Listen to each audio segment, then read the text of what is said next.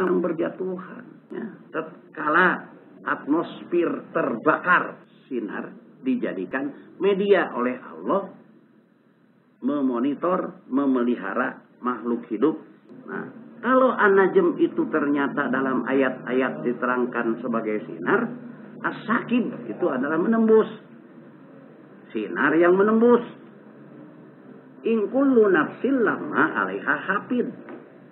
Setiap nafas makhluk hidup yang ada di jagat raya ini, Allah memeliharanya, Allah memonitornya menggunakan media an-najmus sakib, sinar yang sifatnya menembus.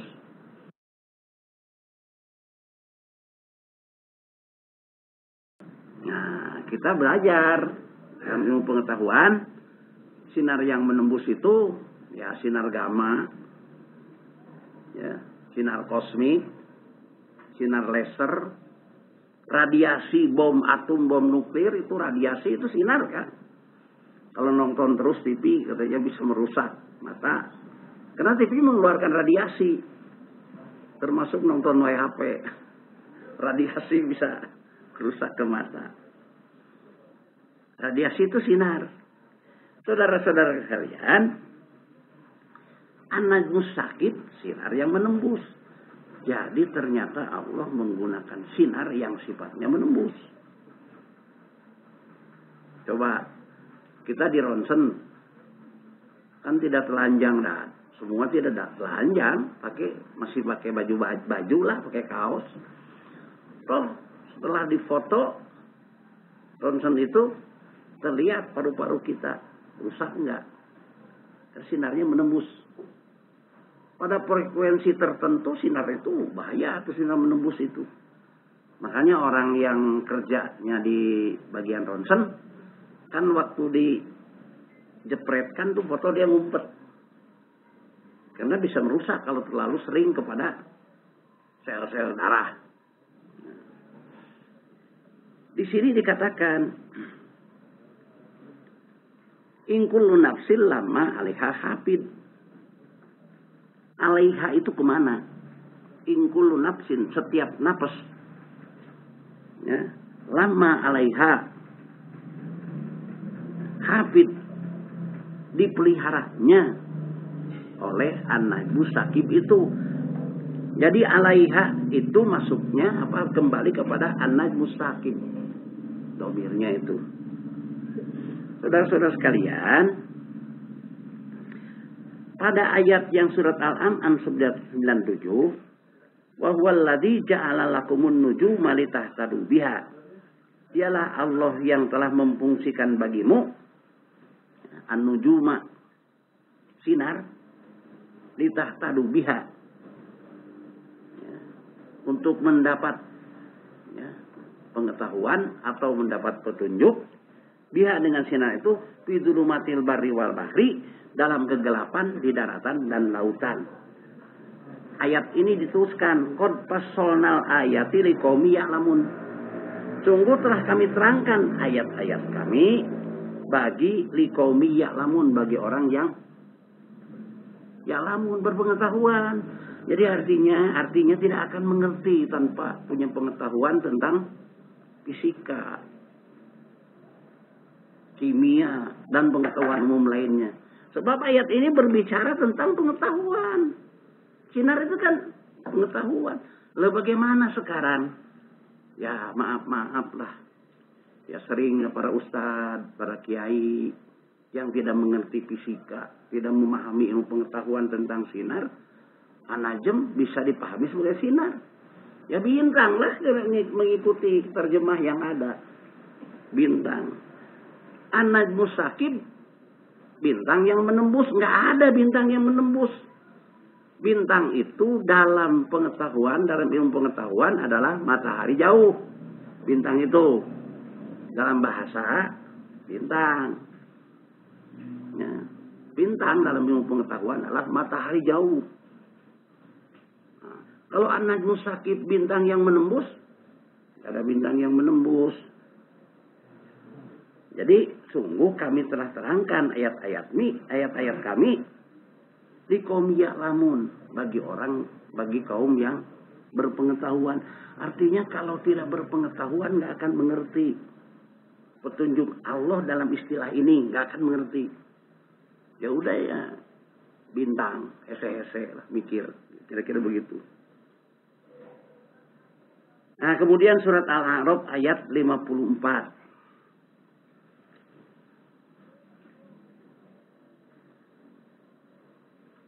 A'udzubillahi minasyaitonir rajim. Wasyamsu wal qamaru wan nujum musakhkharatin bi amrih. Jadi kalau wasyamsu matahari dan matahari wal qamar bulan, ya, wan nujum tadi itu nujum. Jadi kalau bintang, kan bintang itu adalah matahari jauh, di sini wasyamsu dan matahari wal qamar bulan wan nujum, ya, dan sinar musakhkharatin bi amrih, ya, tunduk patuh kepada aturan Allah. Jadi matahari, bulan termasuk, ya, dalam terjemah bulan dan bintang, matahari, bulan dan sinar musakhkharatin bi amrih, tunduk patuh kepada perintah Allah. Nah, saudara-saudara, kita terangkan sekarang. Fidulumatil barri wal bahri, kenapa dikatakan bisa ketahuan, bisa memperoleh petunjuk dalam kegelapan di daratan dan di lautan?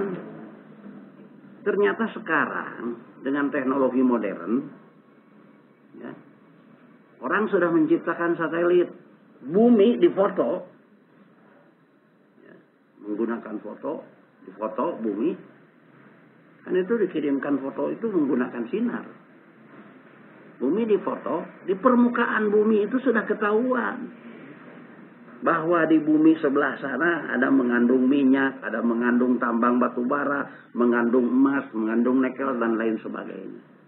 Karena saat dikirimkan sinar, ditembakkan sinar dari satelit, atau sebutlah kalau mesinnya, alatnya dibawa oleh pesawat udara. Kalau dulu kan pesawat terbang sebelum ada satelit. Setelah difoto, apakah di lautan dan di daratan, ya, ditembakkan sinar ke bawah, itu akan memantul kembali ke atas, ke satelit, ya, ke mesin yang dibawa oleh pesawat. Di situ sudah bisa dihitung pantulannya itu, memantul kepada tanah, memantul kepada batu, memantul kepada barang-barang tambang tadi, kepada emas, perak, memantul kepada nikel dan lain sebagainya.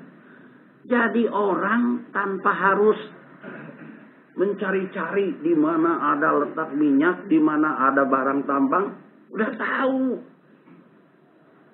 tahu orang tuh. Wilayah sana di Kalimantan ada tambang emas, ada tambang batu bara, ada tambang minyak. Begitu juga di lautan. Orang kan tidak harus turun ke dasar lautan mencari minyak. Kenapa antara celah tim dengan Australia yang masih masuk wilayah Indonesia dikatakan situ ada kandungan minyak? Apa kita pernah menurunkan manusia katak mencari ada minyak enggaknya? Enggak begitu. Cukup aja dipoto oleh satelit.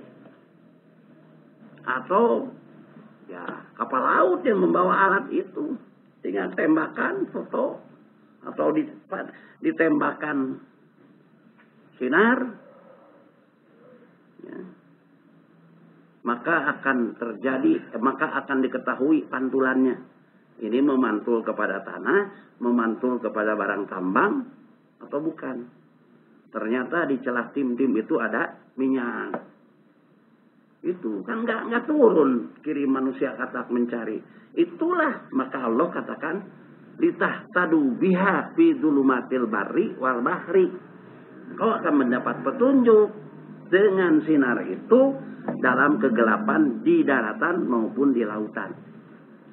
Maka jangan heran tatkala wilayah Indonesia udah dipetakan oleh orang lain, tempat-tempat di mana ada barang-barang tambang berharga. Tiba-tiba orang sekarang menggali barang tambang di tengah hutan di gunung nikel. Kita tahu siapa itu. Itu kan dipoto oleh satelit. Di situ ada nikel dan bisa dihitung berapa juta barel kandungan minyaknya, berapa juta sebutlah ton. Di situ ada emas atau ada nikel. Orang sudah bisa menghitung. Kalau kandungan emasnya sekian ton, kemudian dieksplorasi dengan berbagai alat yang harus disediakan, sebutlah pasti untung. Ya, karena kandungannya sekian besar. Kalau dieksplorasi di sana ada minyak, udah bisa dihitung di sana ada sekian juta barel minyak. Jadi untung. Kalau minyak itu kandungannya sedikit, kemudian mengadakan alat eksplorasi yang sekian mahal, ternyata kandungannya sedikit, itu orang tidak akan melaksanakan eksplorasi. Udah bisa menghitung ke sana. Nah, itu dengan menggunakan sinar. Sinar gelombang radio. Sinar radio menembus banyak kan. Bisa sinar gamma, sinar laser. Bisa segala macam sinar yang sifatnya menembus. Saudara-saudara sekalian, di sini dikatakan qad fassalna ayati liqaumin ya'lamun. Sungguh kami telah jelaskan ayat-ayat kami bagi orang-orang yang berpengetahuan. Ya. Kemudian saudara-saudara sekalian, pada ayat lain Allah belum menerangkan.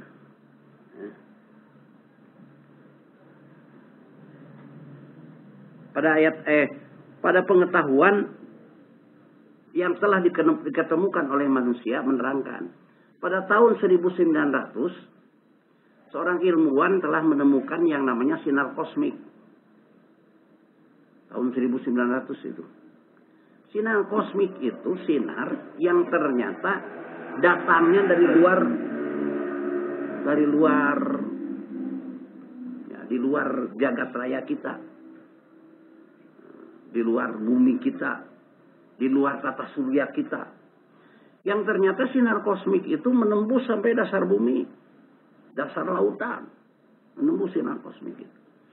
Nah, setelah diakur-akurkan, kira-kira lah, setelah diakur-akurkan dengan ayat ini, maka sinar kosmik inilah yang digunakan oleh Allah untuk memonitor makhluknya di jagat raya ini. Jadi ingkullu nafsin lamma 'alaiha hafid. Jadi Allah memelihara makhluk hidupnya itu menggunakan sinar yang namanya sinar kosmik atau sinar yang menembus. Jadi beda lagi itu. Sinar untuk wahyu, sinar untuk memelihara makhluk hidup. Nah, sinar untuk memelihara makhluk hidup disebut an-najmus saqib. Sinar yang sifatnya menembus. Dan saudara sekalian, di dalam ayat lain Allah menyatakan nanti di hari ini apa? Di hari kiamat, bukan hari as-sa'ah. As-sa'ah itu hari kehancuran. Ya. As-sa'ah itu hari kehancuran. Allah menyatakan dalam Al-Quran, idza syamsu kuwirat wa idzan nujumu kadarat. Itu dalam Al-Quran itu ayat. Ada ayat, ada surat yang seperti itu. Idza syamsu kuwirat wa idzan nujumu kadarat. Perhatikan tatkala matahari kuwirat, digulung. Artinya digulung itu dihentikan, digulung, ditutup, dihentikan fungsinya. tidak lagi berfungsi sebagai matahari. Energi yang adanya dihentikan oleh Allah. Ya, kalau listrik itu dimatikan saklarnya gitu udah. Wa idzan nujumun kadarat. Dan tatkala itu juga sinar ya habis, nggak ada. Karena matahari adalah sumber daripada sinar. Maka wa idzan nujumun kadarat. Nah, pada saat as-sa'ah itu matahari dihentikan fungsinya, kemudian juga sinar tidak ada lagi. Berhenti. Jadi bukan bintang-bintang berjatuhan. Kalau dalam terjemah bintang-bintang berjatuhan. Gak ada bintang berjatuhan. Coba kalau bintang yang disebut matahari jauh, jatuh menimpa bumi. Bumi jadi abu.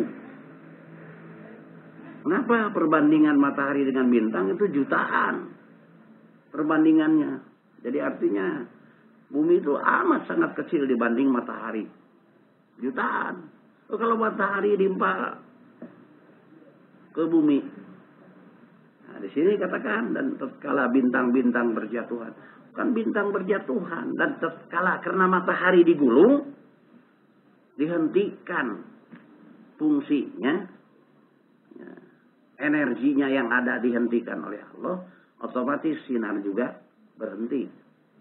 Tidak lagi bersinar.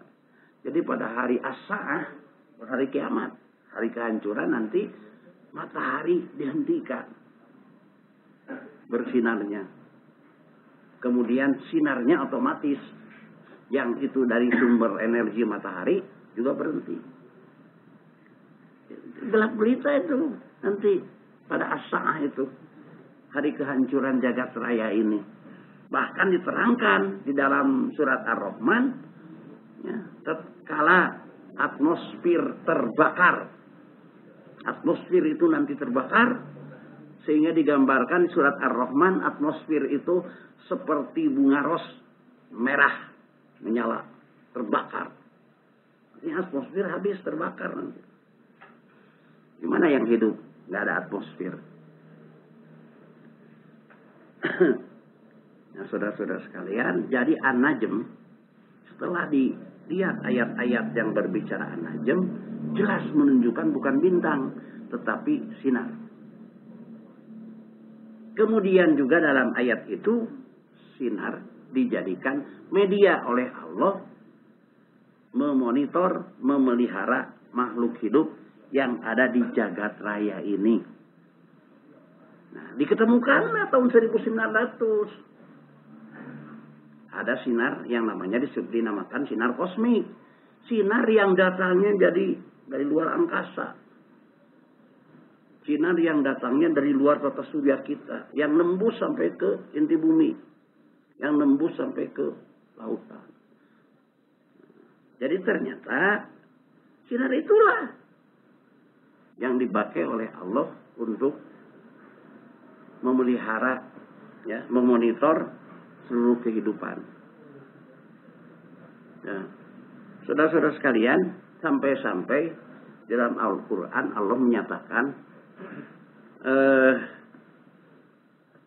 semua makhluk Allah berikan rezekinya.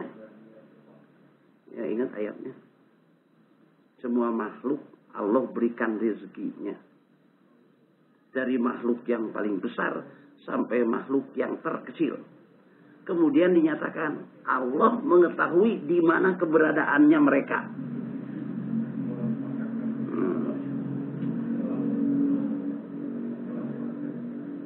Allah mengetahui keberadaan makhluk sampai yang terkecil.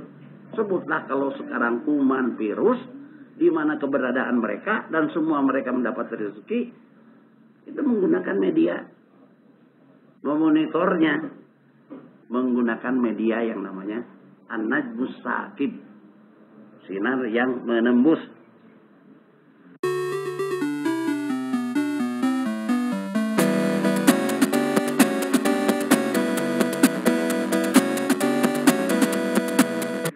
Yang engkau mendapat petunjuk dengan sinar itu fi dhulumatil barri wal bahri. Al-Quran sudah bicara tentang fisika. dari sejak 15 abad yang lampau. Allah memonitor segala aktivitas kehidupan di alam ini, termasuk Allah memonitor setiap daun yang jatuh. Frekuensi sab atau iko.